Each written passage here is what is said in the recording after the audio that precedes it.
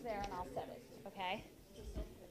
All right. Well, good evening, and thank you guys so much for coming out in this busy time of year and giving us a little bit of your time and being part of our authentic audience. I don't think many of us had a final test or exam in high school that looked quite like this.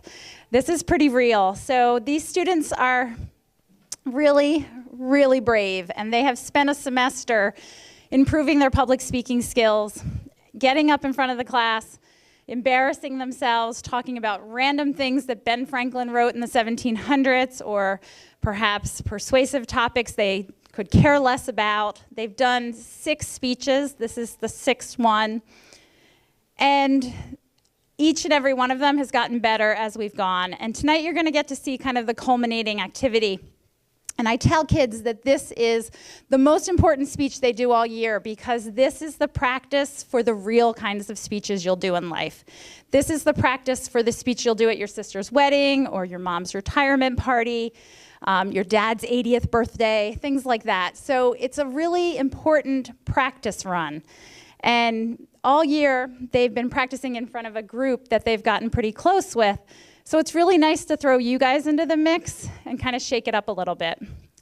So I don't talk much at all tonight after this, and they kind of take it away.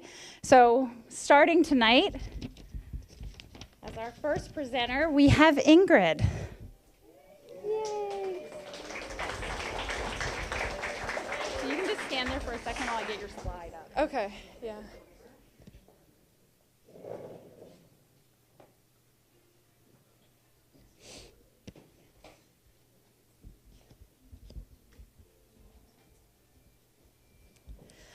When I was in 3rd grade, I had a picture of my sister Sammy and me in the cover of my binder. With our age gap being 8 years, naturally my 9-year-old classmates used to ask me, "Is that your mom?" Now that the age gap doesn't quite look like 8 years anymore, I still appreciate my role as a little sister and enjoy the privilege of watching Sammy grow into who she is today. Sammy is passionate and driven and is one of the most influential people in my life. So tonight I'm going to be sharing some stories that have stuck with me about Sammy. The last few years have been some big ones for Sammy. The initial lockdown due to COVID in the spring of 2020 brought her back home to Vermont from Washington, D.C. And with Sammy came her creativity. She's always had business ideas spewing from her head for as long as I can remember. So I watched her get to plotting with all the extra time she had due to COVID. And this time, her big idea was to build a tiny home. Within the first 6 months of being home, she took out a small loan, she found a builder, and planned every aspect down to a T. I was so amazed by her confidence to jump into something this big and not look back. While she originally wanted to eventually rent out the tiny home, her business endeavors took her elsewhere, and she sold it in December of 2021 and made a profit I didn't know was possible on something so tiny. I was so proud to watch her turn her dreams into reality. But don't be fooled, not all of Sammy's business ideas or ideas in general have me feeling this confident. So we grew up in a big dog household, always 100-pound plus dogs, and still are today. So my perception of tiny dogs have become 3 things growing up, and that is 1, that they're ankle biters, 2, that they bark incessantly, and 3, that when they come out of the water, they look like a wet rat. So when Sammy came home one day during peak COVID and told my parents and me that she wanted to adopt a stray Chihuahua from Puerto Rico without ever meeting it beforehand, we all thought she was starting to go a little bit crazy. So after some warnings were thrown her way from me and my parents, I quickly realized that Sammy was going to do this anyway. So she went to the Boston airport and picked up her Chihuahua that is now named Frida. And when she came home, I wasn't sure what to expect. I realized that either not all tiny dogs are ankle biters, or Sammy is simply the luckiest person in the world, because besides some bad dog breath, Frida is the last thing from an annoying tiny dog. While this might seem like something so common to simply adopt a pet, it's one of the bravest things I've seen Sammy do so far. And as I look back into my childhood, I've realized that my favorite time spent with Sammy is simply our quality time. I remember being little and she was in high school, and like most high schoolers, she had a messy room, and I would simply sit on her bed for hours as she cleaned it and keep her company. Or when she was old enough to drive me, I'd follow her around on weekends as she ran errands and begged for a milkshake or some random trinket in the aisle of a store we were in. But my favorite quality time spent with Sammy still to this day is our sleepovers. We would simply talk for hours about anything and everything until we drifted off to sleep on school nights and weekends. But then the time came where Sammy was off to college. I was going to be in 5th grade, and she was going to Boston to be a freshman in college, and I was naturally sad. I remember standing at a lamppost near her dorm, and it was time to say goodbye. But I wasn't only sad and crying through my tears, but I was also extremely scared. I was scared because Sammy had become a part of my identity, and I spent so much time with her every day that I wasn't sure what my everyday life was going to be like. I quickly realized that I could still look up to Sammy, but it was just going to be from a bit farther away now. What it comes down to is that I have a whole lot of love for my big sister, Sammy. I always feel 100% myself when I'm around her, and when life gets overwhelming, I can always turn to Sammy and feel like everything is back on track. And while I love to highlight her many accomplishments, the most important thing is that she is the best big sister and best friend I could ever ask for. So thank you, Sammy, for your love, passion, and humor that I get to experience every day.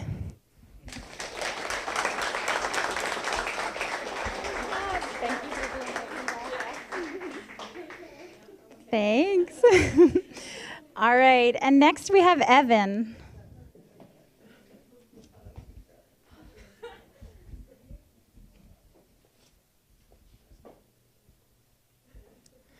Hello, everybody.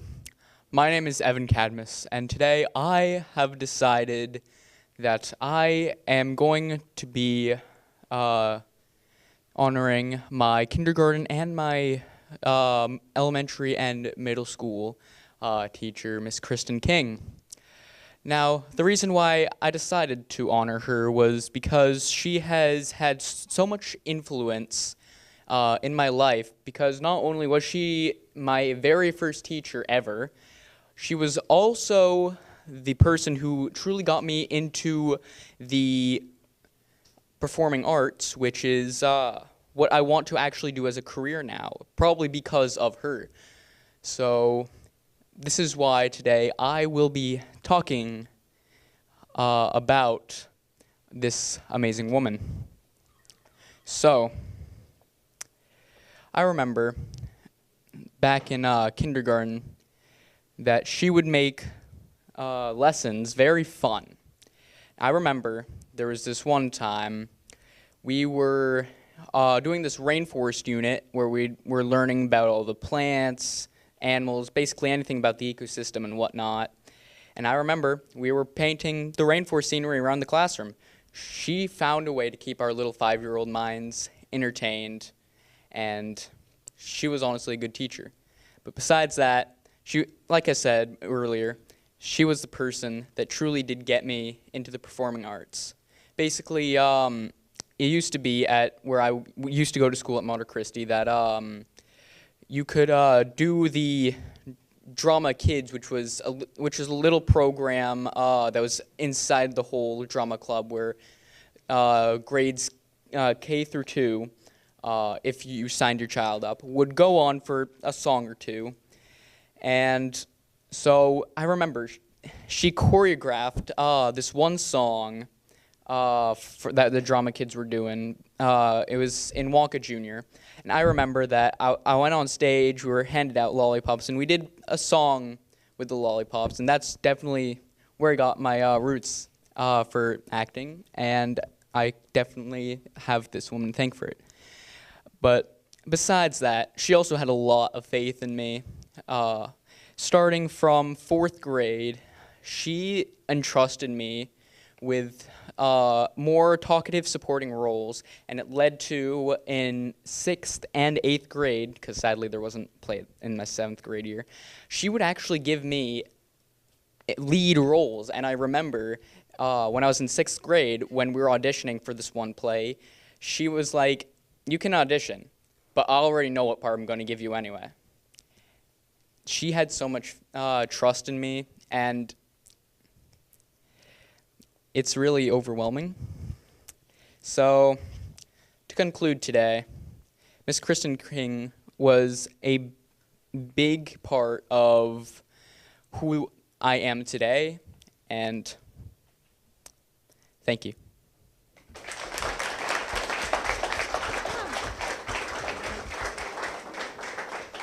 All right, and next we have Lucia.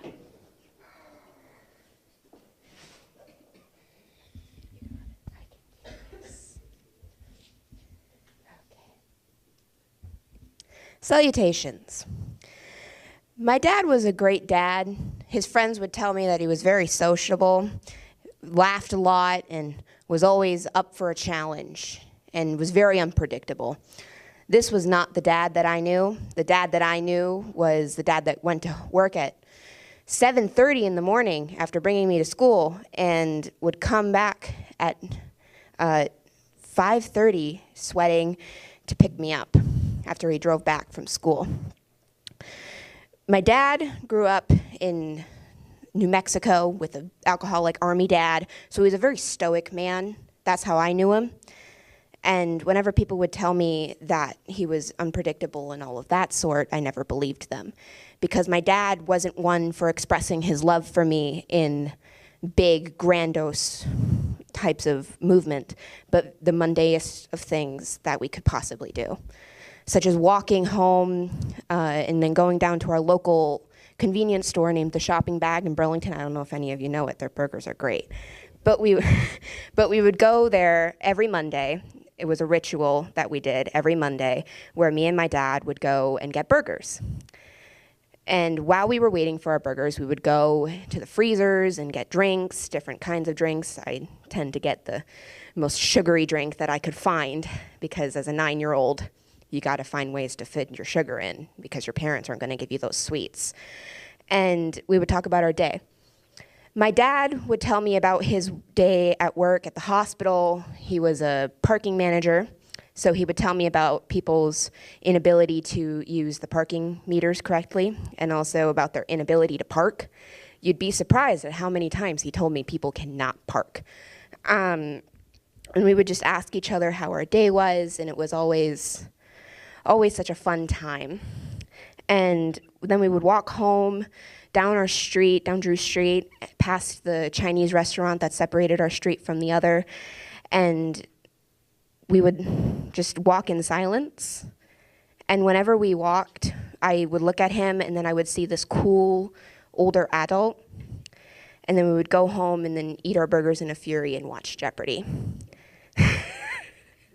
And then one day, I looked at our front lawn, and I saw our big cherry tree that we had in the front that my dad dedicated to me when I was 6. And I was like, our front yard is very bare compared to this tree. Like, what, can we do something about that? And my dad said, sure. Let's go to Ace Hardware and find something to put out there. We initially were just going to get a lawn ornament, like a one-legged flamingo or like one of those blue birds that you can like put in your lawn, or like even a lawn gnome. I did see a very convincing lawn gnome that had a very long pointy nose and was probably about 2 feet high at most. But then something caught my eye. It was a bright yellow stand with a bunch of different kinds of flowers and vegetables in it. And then I saw these bluish purple forget-me-nots. And I said, let's get those. They're pretty. I want them. So we took them home and we planted them in our garden in the front of our lawn, just hanging out, having a fun time. And then I went to bed absolutely pooped because that was a very, very extraneous activity for an 8-year-old to do. We didn't have like an amazing life back in 2015 when UVM bought the hospital. They restructured, and my dad got fired. He got laid off. But even though he was free of his custody of me, he still managed to hang out and have time and make time for me, and he would always do his best to make sure that he would hang out with me. And that spoke volumes to me. And when I have a kid, that's what I'm going to do. I'm going to make sure that I hang out with them the most that I can. And his friends always told me that he loved me. And throughout those actions, it always felt true. And if my dad was still here, because unfortunately he passed away in 2018 from cancer, he would tell me that he's proud of me for all that I've achieved and everything that I've done. And like forget-me-nots, I feel like I will always remember him and I'll always truly love him. So thank you.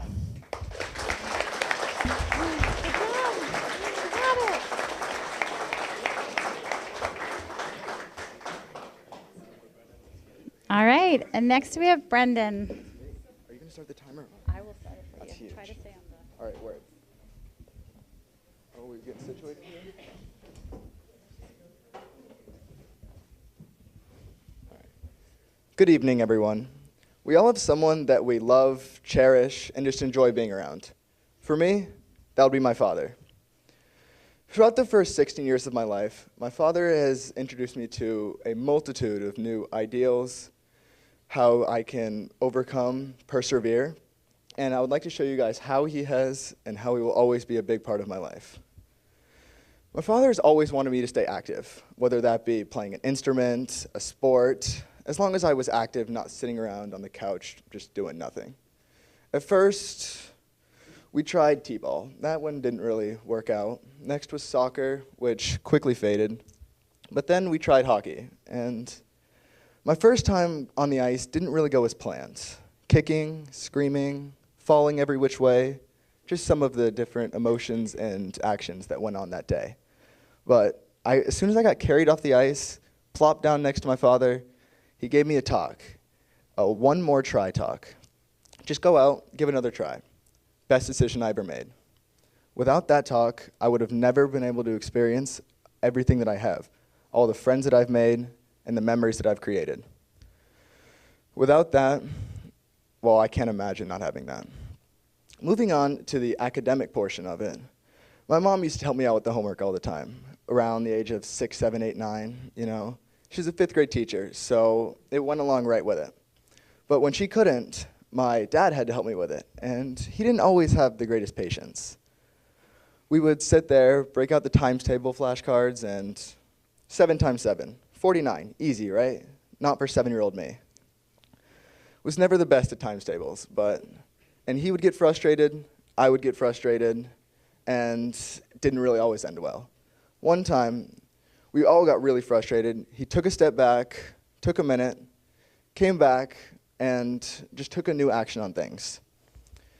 Take a deep breath, and then let it out, and then just take a new action on things. That always stuck with me. When I'm stuck on something or something doesn't seem right, just take a step back, deep breath in and out, and then have a new outlook on life. As I got later in my life, we realized that we would be moving to Vermont. I used to live in South Carolina up until 2018, and then we decided to move. My dad got a job up north, and the day he told me, my entire world collapsed. I thought I would be losing all my friends, all the memories, and everything would just be gone. He would try to make it better by telling me that I would make new friends and new opportunities, but I really was not having it. And then one day he sat me down and then told me this one thing that stuck with me till now. Everything happens for a reason. Everything does happen for a reason. If we hadn't moved up here, the people that I wouldn't have met, unimaginable. The memories I've created, I can't ever imagine not having them. As I wrap up this speech, I just want to say that I appreciate my father, everything that he's done, and for everything that everyone's done out there. As I wrap this up, I would just like to say thank you, Dad. Thank you all for listening to my speech. Great job. No problem. Welcome. Okay, and next we have Anthony. I get to use this, right? Yeah. Okay, thank you. All right. Good afternoon. Oh, okay. Good afternoon. We all have heroes, and they just tend to be our dads. And it's the same case for me. My dad's been my hero for a while, and there's 3 main reasons why that is. He's always had my back. He's always been this wise guy who's been able to teach me things, and he's also would do anything for me. But I learned that my dad first had my back when I was probably around 11, when I was playing hockey. And when I was playing hockey, at 11 years old, I thought it was the best thing since sliced bread, but I really wasn't. I was really bad. And I ended up losing a game for my team, and I was pretty upset about it. But what made me even more upset was my coach came up to me and started, yelling at me about how bad I was and all this, calling me trash and stuff like that. And I told my dad about that, and he wasn't too happy about it. And he just said, go back to the locker room, get your hockey gear off, and we'll go back to the truck. And so I did that, and we went back to the truck, and I tossed my gear back into the truck, into the bed of the truck, and I closed the tailgate of the truck. And my coach ended up walking out, and my dad walked up to him calmly and said, don't ever talk to my son like that again, please. And he said, are you upset about me putting him on the 4th line? And my dad said, no. I'm upset about you talking to my son like that. And he walked back to the truck, and he got back in, and we went home. And my dad's always been this, like I said, a wise guy who's taught me lessons. And this one time he taught me a lesson about restraint. And that was when we were hunting when I was about, like I said, 8 years old. And we were down in this field in our little hut waiting for deer to pop out. And it was probably 20 minutes before we had to stop hunting that these 3 deer popped out. And it was probably 2 minutes into seeing those deer that I said to my dad, why aren't we shooting at them? Because he hadn't reached for his bow. And he said, well, you don't have to shoot everyone that you see. And that lesson also taught me how restraint can lead to this very beautiful moment like he just created that I get to share with him forever now. And like I said, my dad will also do anything for me. And probably when I was, in 2016, I was very big into a motorsport called Formula One. And I was big into it. And I begged my dad for a day or two to bring me up there, and he agreed. And he spent 2 weeks, I would say, planning everything out from where we would park to when we'd leave, to all the things that we would do at the track, everything that was going on. And he just created this amazing day where we got to get there pretty early, watch a bunch of other races that happened before, hang out in all these cool places, watch these drivers, these really awesome drivers go around the track before the race, and all this amazing stuff. And he just created this amazing day for me, and I was very appreciative of that, and I still am. But, I'm going down to West Virginia for college next year, and it's quite scary moving 500 miles away. But I know that my dad will always have my back, will always be there to help me and teach me lessons, and I know he'll always do anything for me, which has definitely lowered that scare factor for me. And that's why you're my hero, Dad. I love you. Thank you. Good. All right, and for the trifecta of dads. There we go. One more dad speech. Sorry, it's basic.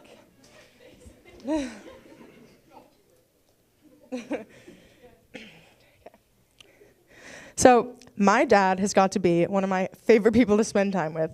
We have a stronger bond than I do with anyone else, which is why tonight I'm going to be honoring him and sharing some memories that, although they seem small in the moment, looking back, really show what kind of person he is and how much our relationship means to me.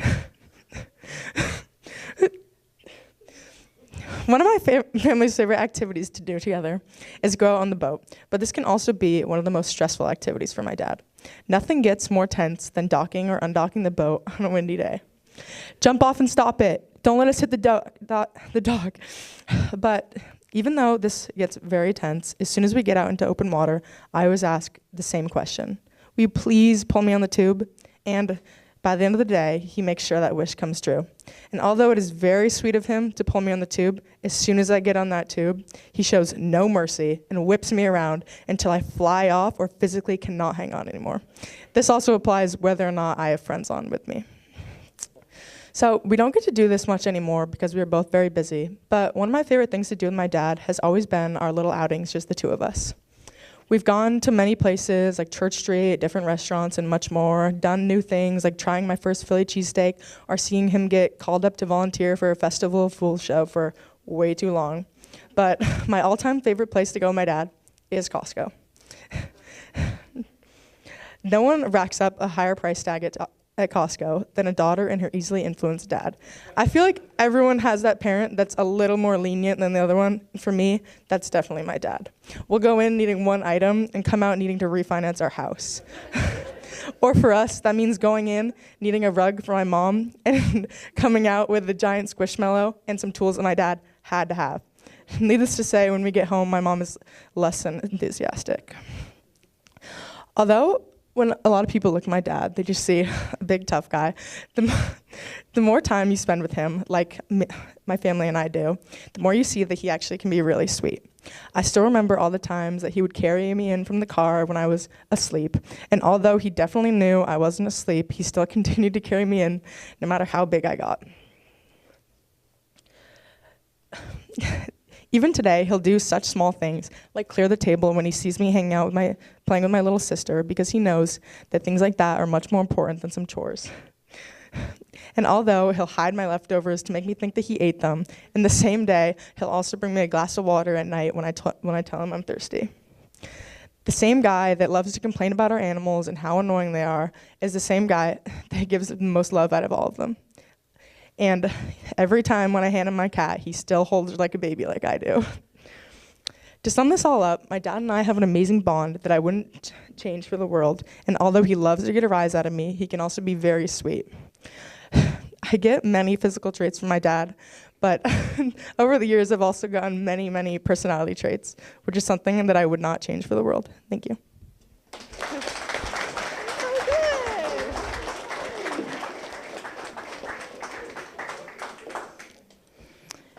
Thank you, Lily. Next, we have Carter.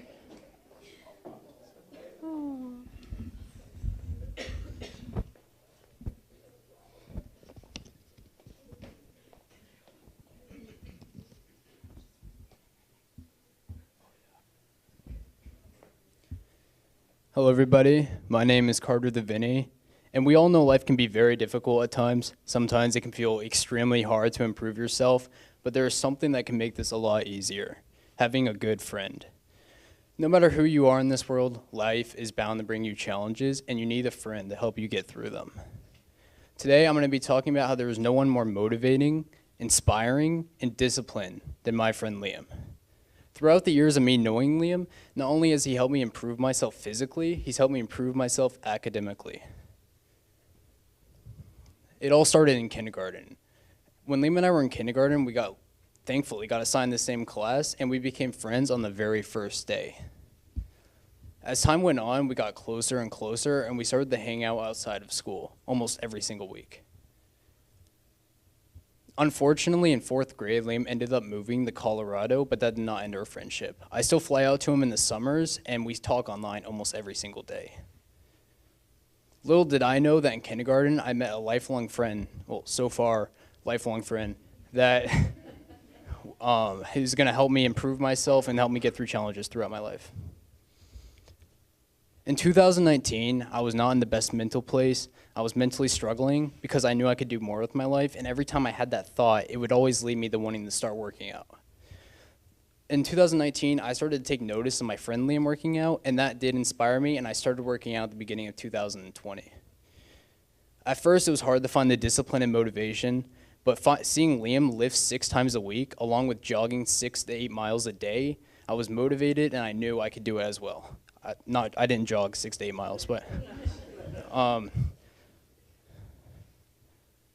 Liam also would go out of his way to give me diet advice. He'd give me fitness advice. He would show me YouTubers who give fitness advice, and that helped me tremendously. 2 years later, I'm still doing it, and a lot of that is because of my friend Liam. Liam is probably one of the best students I know. He got a 1370 on the SAT without studying.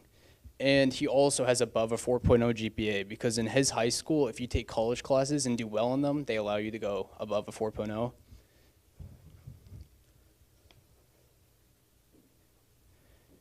And also, he would do countless hours of homework every night. There would be some nights where I'd call him at night, probably 1 in the morning before I had a unit test that we had 2 months to study for, and I would ask him for a question on the test, and he always had the answer. Liam, being completely honest, he's probably one of the reasons I've passed a couple of my tests. There was also a time earlier this year where I struggled on the SAT. I did not get a grade I was satisfied with, and I definitely struggled on it. But later, when I retook it a couple of months, I studied more, and I asked Liam for help for sections I was confused on. I got 100 points higher. Although it may not seem like a lot, high school has definitely stressed me out, and especially being a senior and going to college next year, Liam alleviated a lot of that stress. Life is bound to bring you challenges no matter who you are, and you need a friend to help you get rid of those challenges. In 2019, when I was struggling, Liam led me to something that completely changed my life, made it extremely more enjoyable, and even changed my day-to-day habits. When I was stressed out about school, probably last 4 years of my life, Liam definitely alleviated a lot of that stress. No matter who you are, you're gonna struggle, and you need a great friend to help you. Thank you.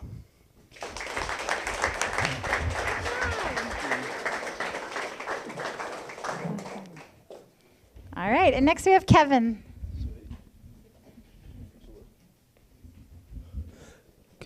Good evening, everyone. We wake up every morning not knowing what is going to happen next as we continue with our morning routines. But for me, growing up, that wasn't the case. My Aunt Linda was always there, and whenever she would come to town, she would always have activities planned for me. Due to my parents being busy all the time, she took me in as her child in a way, and she was kind of like a third parent to me. Because of her kindness and loving ways, she has made a lasting impression on me, and she's one of the greatest aunts I've ever had, or one of the only aunts I've ever had. Because my parents owned restaurants, they had no time for me growing up, so whenever my aunt would come up from New York to Vermont, she would always take me places. And because my parents owned a restaurant across from the fairgrounds called the China King at the time, I would always look across the window, or look into the window, and glance across to see all the fun I would be missing out on.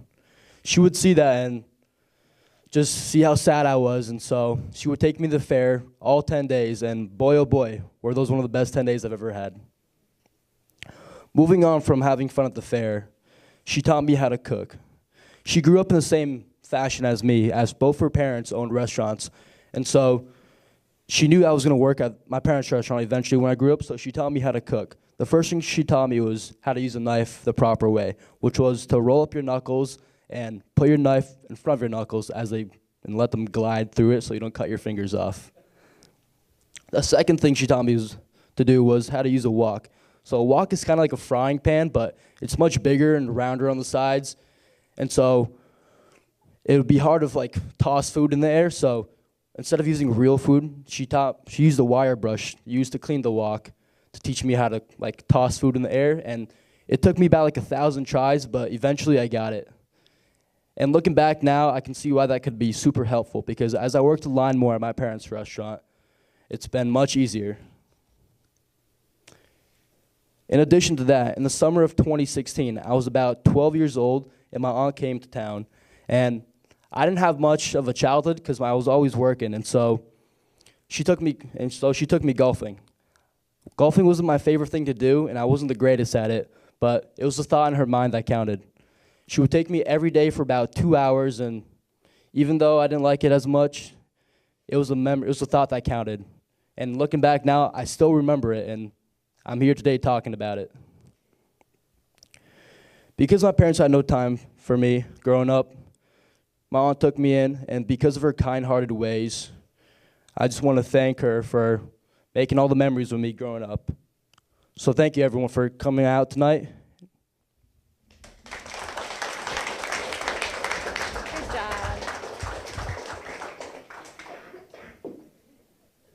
All right, and Patrick. So I used to hate words, not the spoken kind. I almost got that one figured out. But the written kind. The kind in second grade where W's looked like M's and B's looked like D's. However, Miss Katazi, my second grade teacher, through love and compassion, helped me figure out this problem. So, I didn't always live in Essex.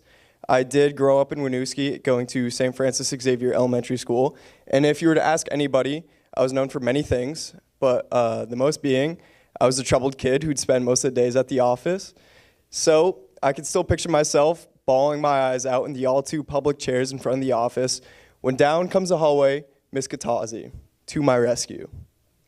Miss Katazi would come up, ask me what's going on and if I needed anything, but usually through word vomit and tears, I gave her no comprehensible answer. So she'd go into the office, come out 2 or 3 minutes later, and grab my hand.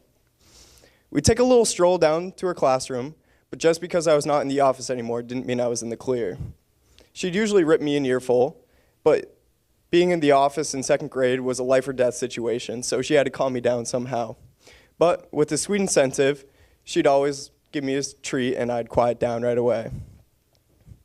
So, moving on, but my struggles weren't limited to staying out the office as a kid. As I previously mentioned, reading and writing was not a strong suit of mine. So, after school, my parents decided to hire Miss Katazi, where we could meet for about an hour each week, and she'd teach me new reading and writing skills. You'd think a 10-year-old would not want to stay after school and do this, but you'd be wrong. This was usually the highlight of my week. Miss Katazi would give me new reading and writing materials, but incorporated with games to make it fun, to keep me engaged. The best feeling was when we'd get a new scholastic book that was a reading level ahead of the last one. And she would say things like, "You're crushing it, buddy," or like, "You're already 2 units ahead from the other students." It wasn't the feeling of learning new materials such as reading and writing, but it was the fact that Miss Katazi never made me feel dumb. She never made me feel like I was falling behind or trying to catch up to my other students, peers, and friends. It was about 5 years ago when my sister and we went to go visit Miss Katazi at the St. Francis Christmas pageant. And after the pageant was over, we jumped out from behind the curtains and surprised her. It was a smile on her face that illuminated the room that made it all worth the while. After talking to her for about 20 to 30 minutes, it really showed how much she cared about my future. She was asking me how my life was at Essex, if I was making friends, how school was going, and it was just all that conversation that made me feel like someone was out there looking out for me. So, I know Ms. Katazi is not here today, but I just wanted to say thank you. Thank you for helping me become the student I am today and the person I am today. Thank you.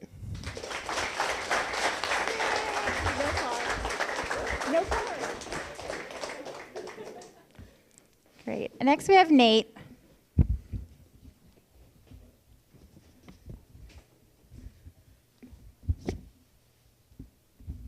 Good evening, everyone. As she said, I'm Nate Libby, and I'm here to talk about my dad. Life is the sum of your choices. That quote by Albert Camus, a Nobel Prize-winning author. That quote is brought to life to me by one particular man, my dad, Derek Libby. From the start, he's taught me about selflessness, putting others first, and countless outdoor activities. I'll start with the selflessness. He taught me about that by his jobs. He is now one of the fire chiefs in Burlington, and he's on Vermont Search and Rescue. I'd always wonder why he'd disappear after storms, and he'd come back a few weeks later, whatever, how long. And once I was old enough to understand that, I stood a little bit taller, knowing that other people in different communities, places that I'll probably never go to, thought of him as a hero when he was there.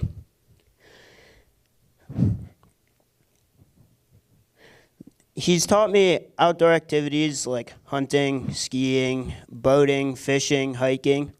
Hunting is my most passionate sport. I've grown up around it. I went out with my dad before I could hunt, carrying a Nerf gun. Acting like I was the big hunter in the family. And once I finally got my license, first day of opening season of youth weekend, where just the little kids get to go out. He was on shift the night before in Burlington. Came home later. I was mad that he was late. But when we got out there, it all paid off, and I was happy. We came around the first corner going to the blind, and there was a little deer standing there. Well, not little, but I thought it was little. And I was frozen, couldn't move, stuck standing there like a deer in the headlights. Till he got to me, calmed me down, got me settled, and we were able to harvest that deer. My first deer, I thought I was the coolest guy. Dragging that out, he tried to make me do it. It wasn't happening. Not having it. Another outdoor activity he taught me how to do from the youngest age was skiing. I've been skiing since I could learn to walk. One of my favorite stories that he told me was I was really little, 2 or 3 days before a surgery I had coming up, and the doctor said, "No, you guys can't go skiing." We went anyway. We were out there, we went through a terrain park, and I never used to buckle my boots. Didn't find them at all comfortable. I went through the park, got my skis stuck in a ditch, and went flying out of my boots. The look on their faces, I don't want to see that one. But I got myself up, figured that all out, got down, I was fine. Good day. The one thing I want to everyone to take away from this is cherish what you have, learn from what you've done, and always live life like there's no tomorrow. So with that, I want to thank everyone for coming out here tonight. Nice job. That's so nice. All right, and next we have Juliana.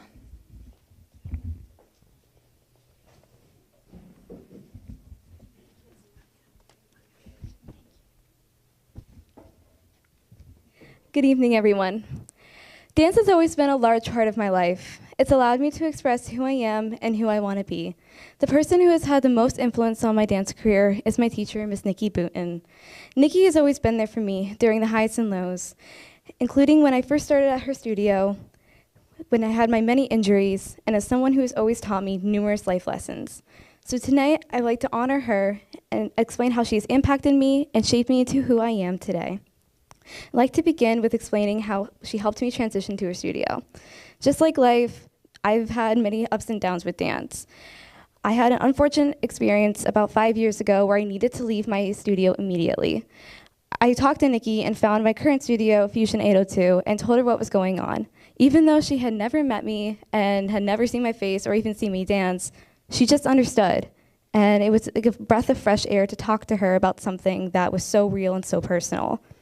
She invited me to come in and take a class with her. And after that class, I felt alive. I felt like something had changed within me, and I felt like I belonged here. And I told her that. And she said I was welcome to come back anytime. And it's been 5 years now, so hopefully I'm good now. After transitioning to Fusion, I unfortunately experienced my first major injury. I had tendonitis in my left foot. It started in my toe, and I did the one thing you're never supposed to do on dance and continued to dance on an injury. And unfortunately, it spread up through my leg and into my knee. This barred me from dancing for the next 8 grueling months.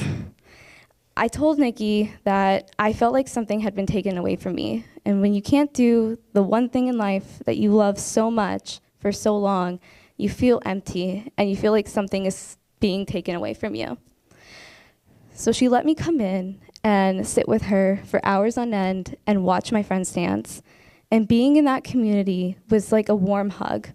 And she always let me sit in with her and experience everything with her. I told her how much I was hurting, and she understood that pain, but not just the physical pain, that emotional pain. She let me cry in her shoulder pretty much every time I saw her, and there's nothing like a warm Nikki hug, and I got many of those. When I was watching my friends dance, I started to learn how to run a class and how to watch my friends dance and give them criticism. And a couple years later, we just had our show a few days ago, and I asked her, I wanted to learn how to run a show. I had been dancing for so long, and then when you finally do it for so long, you kind of get bored. So I wanted to learn how lighting track works, how you run music, costumes. And I told her that, and she let me help. I sat with her for maybe 30 hours within the past couple of months, and she just taught me everything she knew. And it was just so inspirational and so amazing, and it's really changed me and let me see how amazing and hard life can really be, even though she doesn't show it at all. So to sum up, she's taught me so much in contributing to how amazing she really is. And for that, I want to say thank you. Unfortunately, she's not here tonight, but I want to say thank you to her for teaching me about kindness, love, and compassion. And thank you to all of you for allowing me to honor this incredible woman tonight.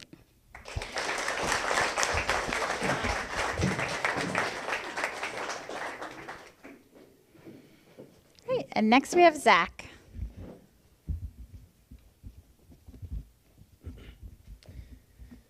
Good evening. A little over a year ago now, well, much more over a year ago, I joined Fairfax Rescue.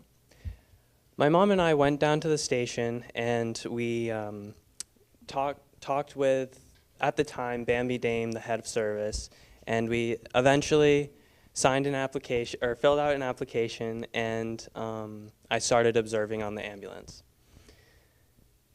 A few months go by and I get offered to take an EMT class. I was really excited as I was really enjoying learning a little bit about emergency medicine. This was when I met Kathy Jochim.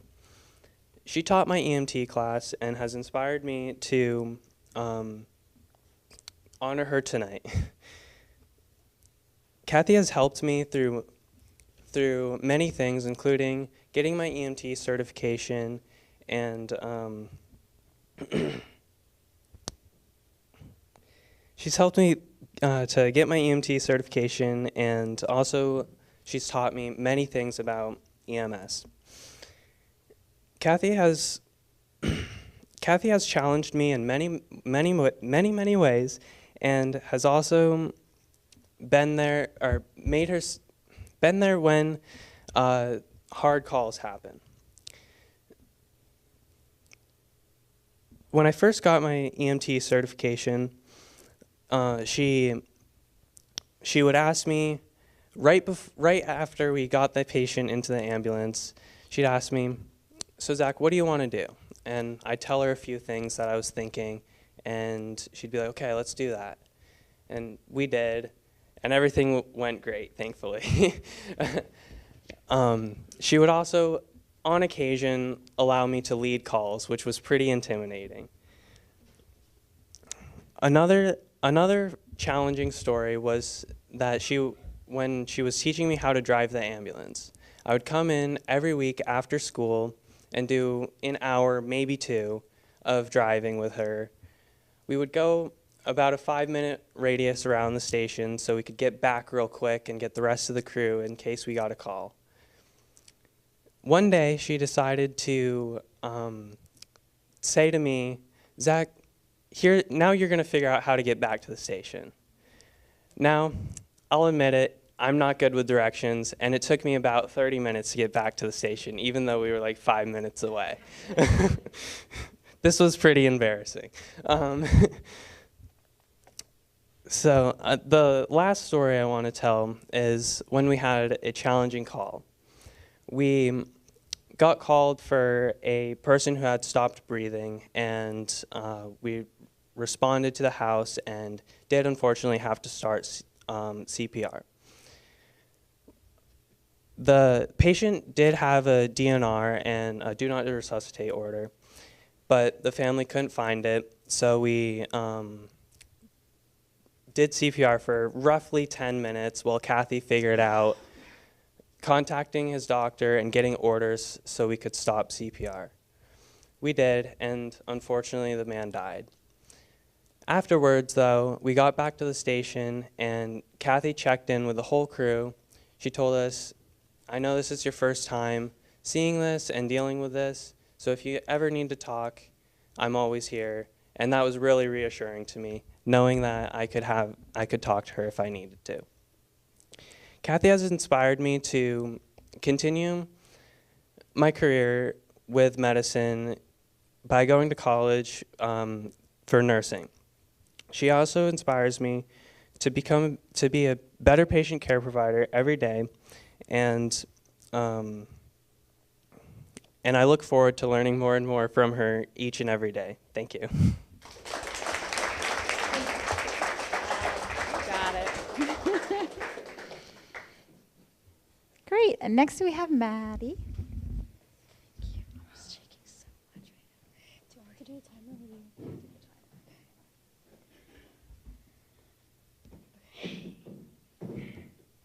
Okay. Thank you all for coming out today. Different people impact our everyday lives, but there's always the one person that will go the extra mile and go above and beyond to have an impact on you. For me, this was my sister. My family situation was different from most due to the fact that I didn't meet my sister until I was 8 and she was 16. Through her selflessness, ebullience, and positive impact, she was an outstanding role model while growing up and inspires me to this day. From before I can remember, I remember growing up just hearing stories and the picture that I could make in my head of what she looked like. And when I first found out that she would be moving in my room and taking up half the space that I can call my own, I was not happy about it.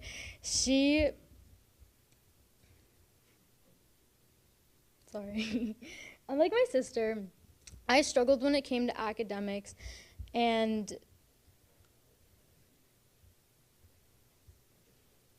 unlike my sister, I struggled when it came to academics, and to this day, and I used to sit at the table for hours every single day, especially when it came to math, and almost giving up, crying, or getting in screaming matches with my parents.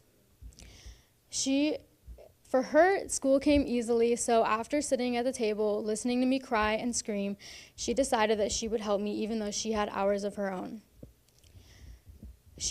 For weeks, we would play games and watch videos, and nothing really seemed to work. So one day, she had the idea to make chocolate chip cookies because she knew I had the biggest sweet tooth in the house. But the catch was that as we were making the cookies, as we added each ingredient into the bowl, we would have to do a math problem. By the time all the ingredients were added to the bowl, my math homework would be done, and we would eat so many cookies until we thought we were gonna vomit. To this day, I'm not sure why she insisted on helping me with my homework before her hours of homework, but she always made a priority to help other people around her before herself, and always made sure to help the people that she cared about. It took some time to warm up to living with each other, and I wasn't a fan of her being a roommate, but she was my favorite roommate. Granted, she was my only roommate, but that's besides the point. Sharing a room felt like the end of the world at first, and for the first month, I actually barely spoke a word to her and pretty much ignored her.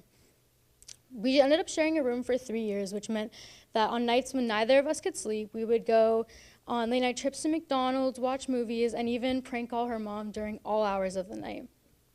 I miss when we would wake up in the middle of the night and rearrange our entire room.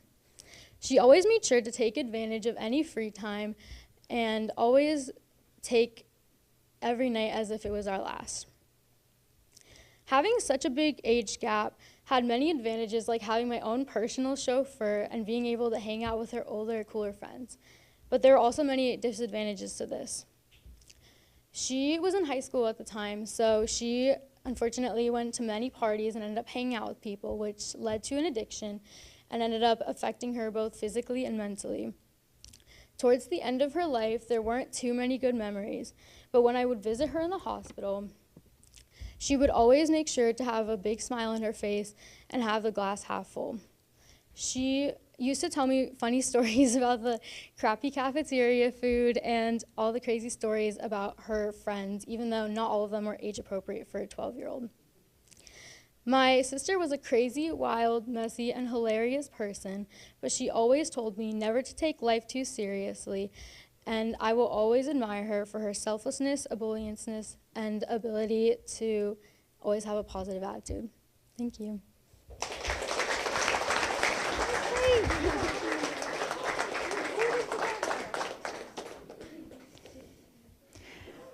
All right, so we're going to try my technology. Josh couldn't be here tonight, much to his disappointment. So we'll see. I hope we can hear him. Uh-oh.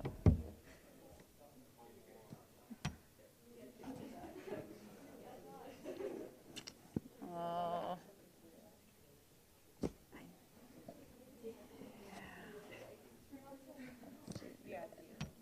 Oh, which one? There.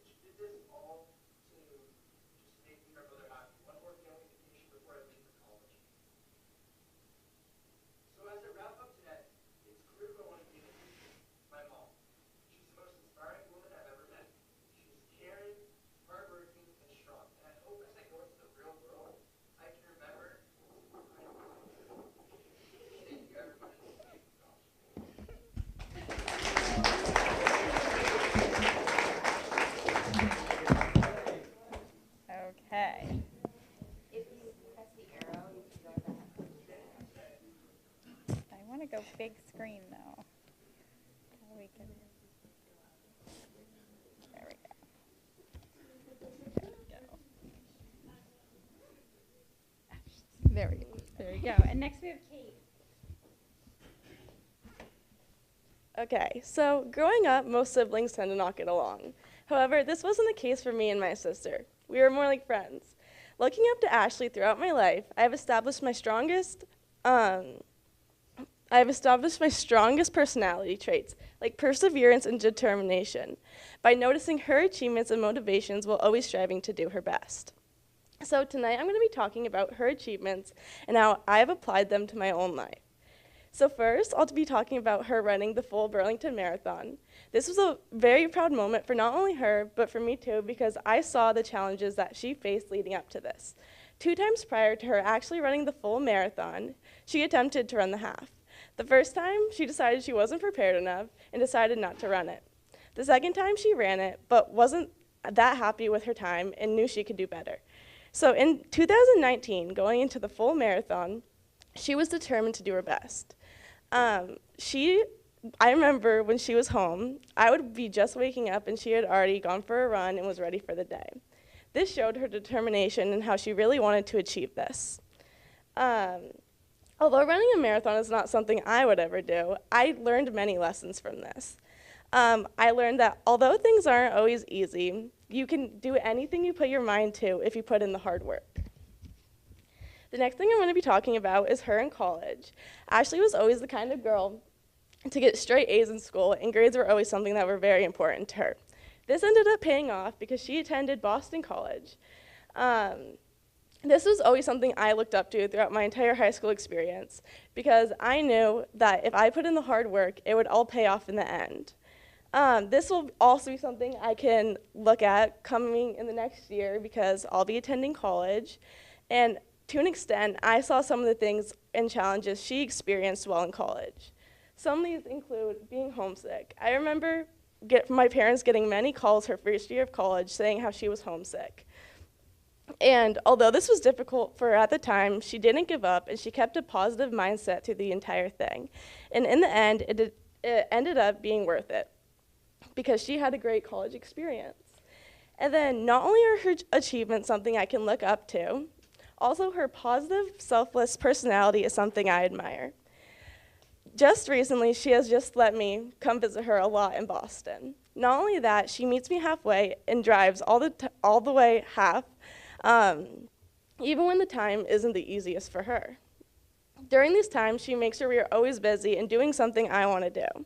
For example, this year for my 18th birthday, me and my other sister went to Boston to visit her. We attended a concert, and this was a really fun experience.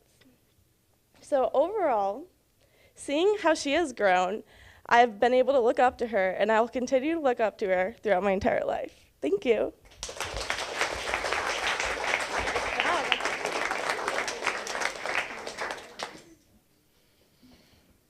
Great. And next we have Madeline.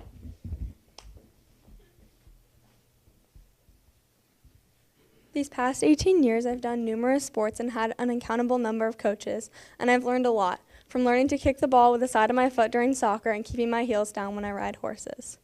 Today, I'm going to be recognizing my horse riding trainer, Kristen Villeneuve, not for the athlete she taught me to be, although I'm very thankful for that, but for the person she's encouraged me to be.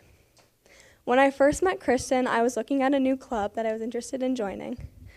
At first, I was really scared of her because she came across as super intimidating, as she wasn't like any other woman I'd ever met. She was incredibly assertive, bold, and exceptional.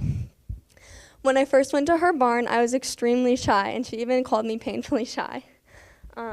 Aside from that, she was very welcoming and invited me into her space, and for the first summer I was there, she became my very own hype woman, which was incredibly awesome because she was such a well-known person in the horse world, and that meant a lot to me.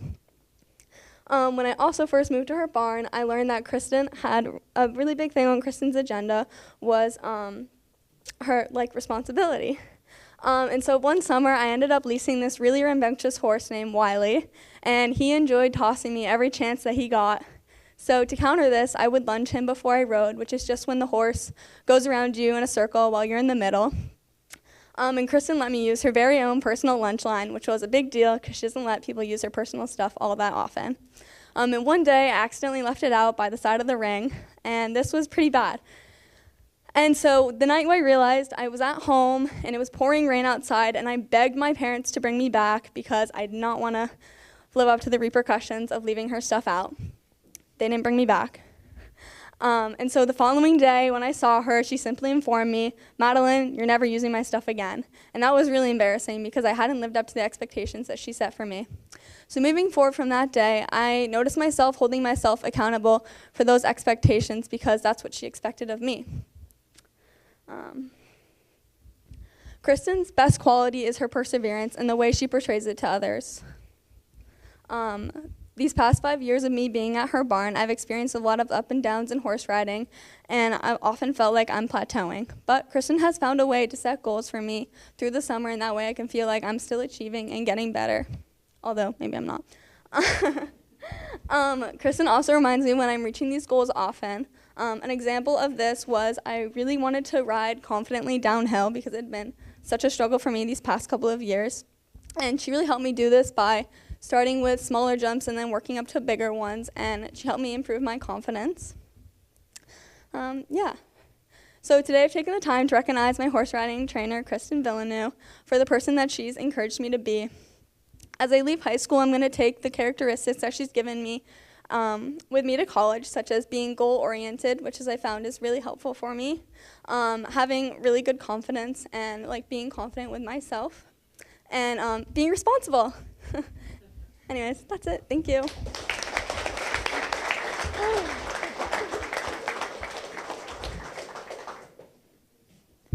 All right, next we have Mason. So I'm sure everyone here has heard the quote before. What? I'm sure everyone here has heard the quote before. Friends are the family that we choose. And in that regard, Aiden's like a younger brother to me. I met him in kindergarten after school 12 years ago. And ever since then, we have been lifelong friends. When you know someone for 2/3 of your life, they become extremely important and instrumental in a lot of the things you do. And I want to share a few stories from when we were younger and one from when we were actually a little bit older and more recent. So the first story I'd like to share with you all is when we were about 8 or 9 years old, we used to have a babysitter who would watch us, and we'd usually stay at his house for a little bit. And at this time in life, Aiden was extremely possessive of his belongings, and I made the mistake of playing with his Legos. And having a 9-year-old kick you out of his house is an odd experience, to say the least. But next day, we were fine, and the 12 years that we have been friends, that's the only fight we've ever had. So that speaks volumes to how close we are. So moving on, a few years later, we started playing sports together. We played basketball, baseball, soccer, and eventually I ended up stopped playing soccer, and he stopped playing everything but soccer. So we no longer played sports together. But when we did, we were extremely competitive. We often competed against each other. And I like to think that kind of carried on into our social lives a little bit. And we kind of not, how do I put this? It kind of got to the point where it was even about our height. We were a little bit competitive, I think subconsciously, because I would grow like a little bit, less than an inch taller than him. And then the next day he'd grow a little bit taller than me, and he'd go back and forth for the last 12 years until eventually this summer I finally beat him on something. 12 years into our friendship, and one time I bested him with something. So my final story I want to share with you was actually this winter. Since middle school, when I moved into our new house, my family, we would have a few friends over for my birthday. We'd spend the night, typical guy stuff, like 5 or 6 people, and we just all relax in the hot tub in my backyard. And over the last couple of years, every one of those guys has moved away except for Aiden. And this last year, it was just me and him sitting there, and we didn't really talk much, but you could kind of tell it was a little tense. I wouldn't say tense. It was a little emotional because it's the last year that we are going to be together, because next year I'm going to California and he's staying kind of close to here. So it was definitely one of those things where you take the little moments for granted and you don't realize how much they actually mean in the moment. So to wrap things up, I'd like to leave you all with a quote, because unfortunately, me and Aiden, due to conflicting schedules and not having a lot of mutual friends, didn't really hang out much in high school, I think as much as either of us wanted to. But it doesn't matter how often you spend time with someone that makes them a true friend.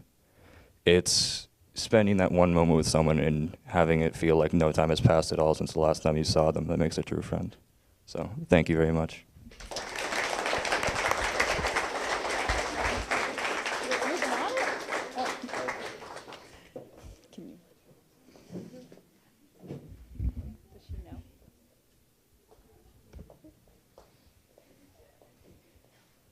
Hi everyone, I'm Elena. Sometimes life throws individuals into your life and you don't think much about it until years down the road you run into that individual again and you become extremely close. This is exactly what happened with my best friend Paige. When I first met Paige, I would have never thought that she would be my go-to person, my shoulder to lean on, and my best friend. We first met in 2017 when I volunteered at an event called Night to Shine. For those of you who don't know what that is, it's basically a special event that resembles a prom for those individuals with special needs who may not have like a high school prom experience. So I was volunteering at the concession stand when two girls walked up to me and my friend about the same age as me, and one of them introduced themselves as Paige. She was extremely bubbly. And I can be energetic at times, and I can be happy, but this girl was way over that line. When someone would come to the table to ask for food or drink, her voice would go up about 7 pitches. And this wasn't a horrible thing, but by the end of the night, I was ready to go home. And I somehow did survive the night with her, and I went on not thinking much about her. Little did I know, just 2 years later, her and I would reconnect in my freshman year Spanish class. Her and I, that year, became closer, and we auditioned for the spring musical, and that's when we really became close. Her and I aren't necessarily theater kids, so we kind of were each other's buddies. And then this year started off to a pretty rocky start with a lot going on in my life. And some days I just did not want to get out of bed. I didn't want to hang out with anybody, but Paige was always there to be my mom and tell me, get to school, you're not skipping today, you're not leaving me alone. One night in particular, I was just really down, and I texted Paige, and it must have been over an hour and a half. Her and I were talking. She was encouraging me. She was sending me such just encouraging words and lifting my spirits. And I'm so thankful that I have a friend like her who lifts my spirits when I'm down.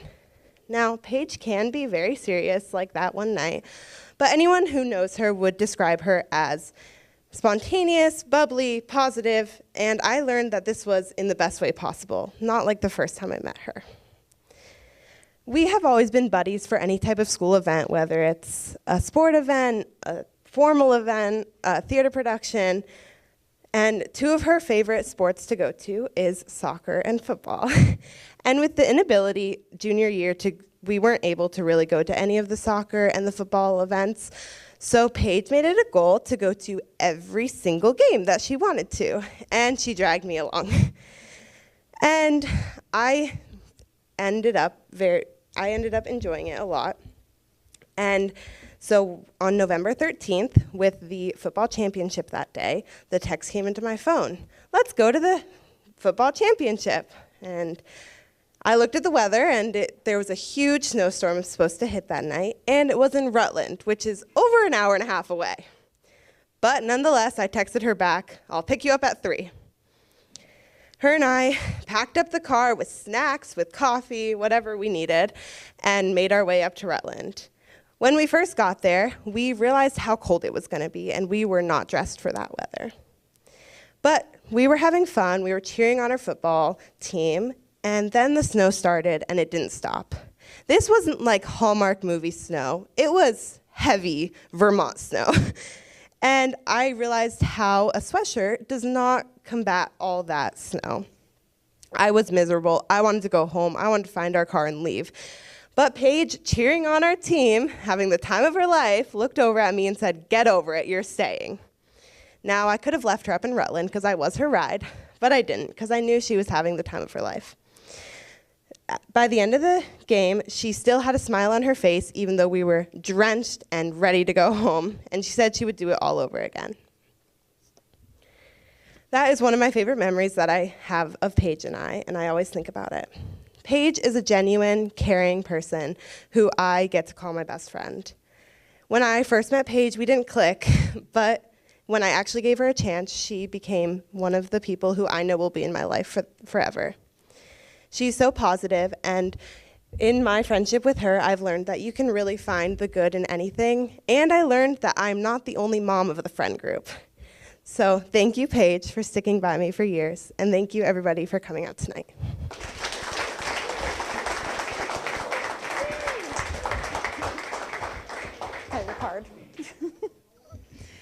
All right, that wraps it up, and I just want to thank you all again for coming and supporting these kids, and I hope you have a good last week of school.